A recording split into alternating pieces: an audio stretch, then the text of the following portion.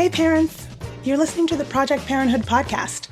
I'm your host, Dr. Nanika Coor, clinical psychologist and respectful parenting therapist.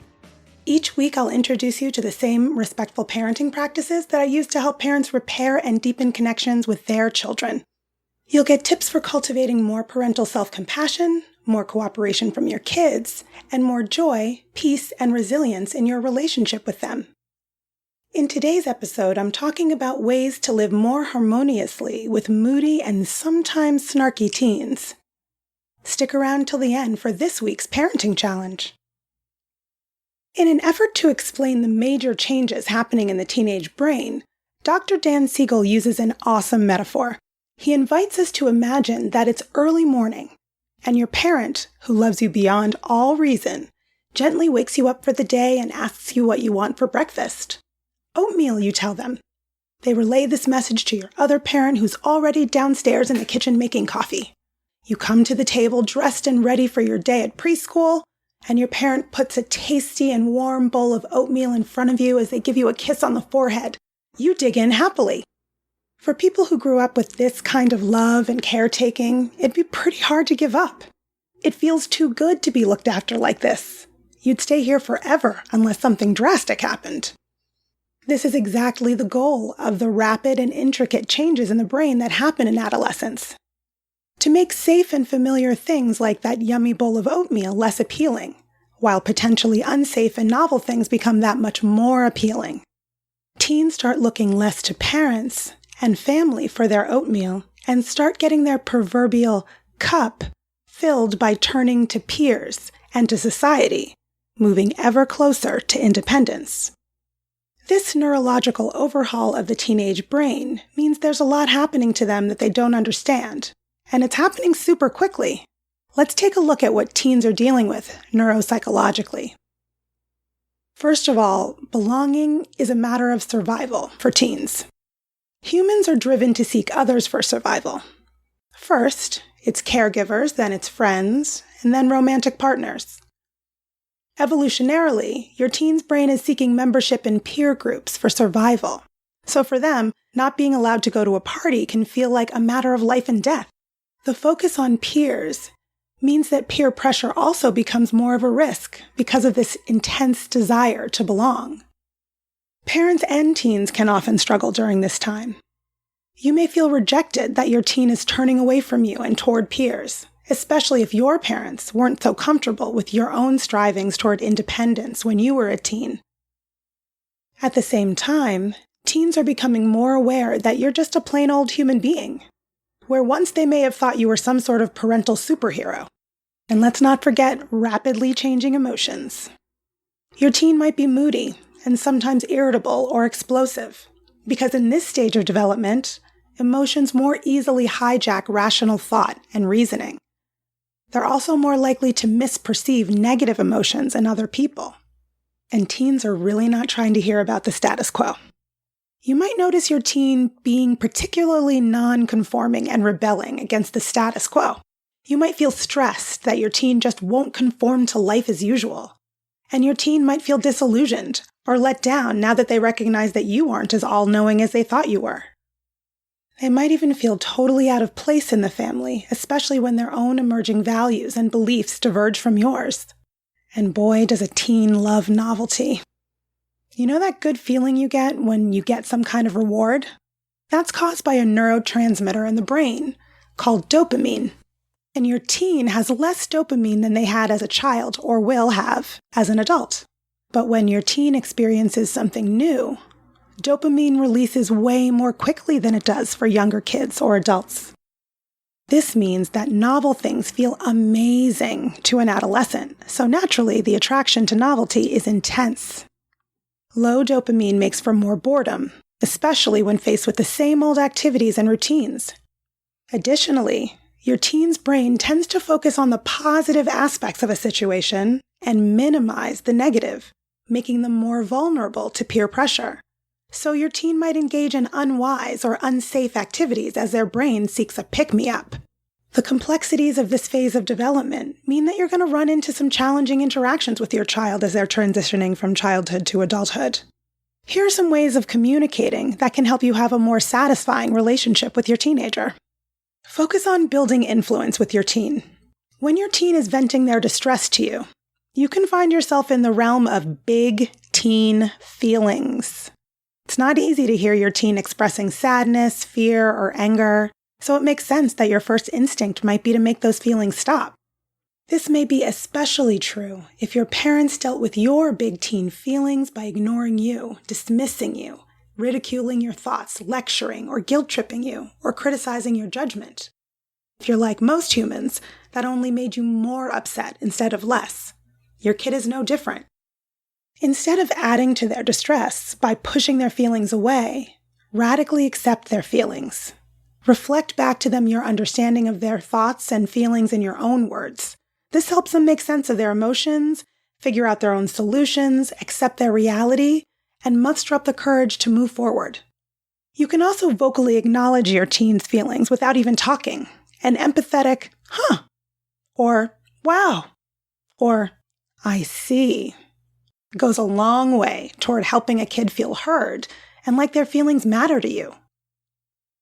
Hold off on adding in your suggestions, feelings, and concerns until your child feels heard. You'll know when they stop discussing the topic that they've wrung themselves out. I know you want your child to take your experience, values, and beliefs into consideration, so it can feel tempting to jump in with your own solutions to their problems or what you see as problems that they don't. But when you try to control your teen's emotions, attitudes, and behaviors, it damages the connection between you. And connection is the thing that when it's warm and easy and strong, your child leaves their proverbial door ajar so that your influence can slip in and inform or determine their choices and decisions. If your child feels consistently heard by you, they're more likely to consider your parental needs and feelings. So how can you invite cooperation from your teen? Sometimes it can feel like all you're doing is reminding, checking, hurting, cajoling your child to contribute to the household, to do schoolwork, eat real food, bathe once in a while, and get up and out of the house on time.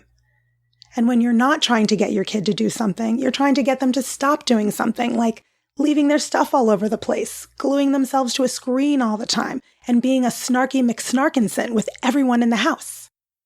In this effort to get your teen to start and stop doing things, you might resort to unhelpful strategies like blaming, criticizing, name-calling, threats, guilt trips, or just plain ordering them around. Coming at kids like that is likely to result in your child feeling angry, resistant, hopeless, generally feeling bad about themselves and you. On the other hand, using respectful language and a respectful attitude allows your teenager to hear you, respond in helpful ways, and cooperate with you. Instead of coercive strategies that lead to resentment and resistance, you can describe the feelings that something that they are doing or not doing is bringing up for you. Give them information rather than blaming them when they make a mistake. Offer choices that meet their needs and yours instead of ordering them around or threatening them. Use one-word reminders instead of long lectures. Rather than criticizing, clearly and respectfully state your values and your expectations. When your teen does something that rubs you the wrong way, use playfulness and humor rather than disapproving comments to let them know how you feel. These all may seem like small adjustments on their own, but when you focus on being respectful to your teen about the small things, you set yourself up for having influence with them when the big things present themselves. And you know the tune I'm going to sing. Punishments don't help. It might seem like it makes sense to harshly punish your teen when they've made a major misstep. But you might be surprised to learn that removing privileges or making them do something they dislike to make them, quote-unquote, pay for their mistake probably won't make them straighten up and fly right in any lasting way. Punishment and imposed consequences lead less to teen behavior change and more to depressed, angry teens who feel bad about themselves, vengeful toward you, and alone with their feelings. They stop trusting that they can let you into their inner world and are more tempted to sneak and lie to avoid your punishments. Fortunately, there are other ways to motivate your teen to behave responsibly. You can tell your teen how their actions impacted you, others, or could impact them in the future, clearly explain your expectations, show them how to make amends or offer realistic choices for doing so, Or if necessary, set firm limits in ways that keep the door of your relationship ajar, but also allows them to right their wrongs. You could also work with your child to find mutually satisfactory solutions to impasses and conflicts. Even when there are concerns about things like sex or drugs, you can choose to keep your tone calm, neutral, and non-judgmental, and ask general questions rather than accusing ones. You can show your teen that there's nothing they have to hide from you because you'll say or do something they want to avoid. Show them they can trust you, even with the scary stuff.